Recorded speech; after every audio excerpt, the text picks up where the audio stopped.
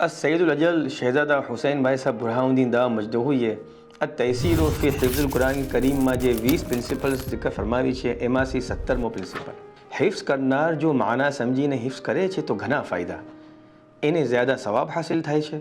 रसूलुल्लाह सल्लल्लाहु अलैहि वाली फरमावे छे कि तदब्बुर साथ एक आयतनी तिलावत करवू तमाम रात नमाज पढ़वा करता खैर छे। माना या मफहूम खबर हसे तो तदब्बुर करी सकशू।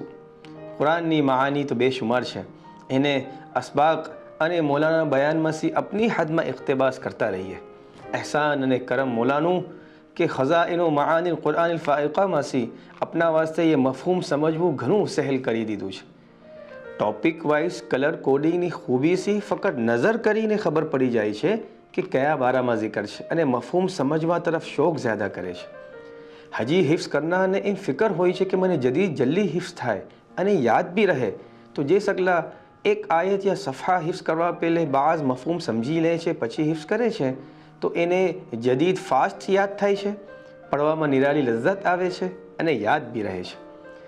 आयत समझीने हिफ्ज़ करवा वास्ते ज़रूरी है कि खामोशी इख्तियार करिए, अपना जहन अने दिल ने बीजी तमाम चीज़ में मशगूल ना करिए अने मुसहफ़ मासी ज हिफ्ज़ करिए।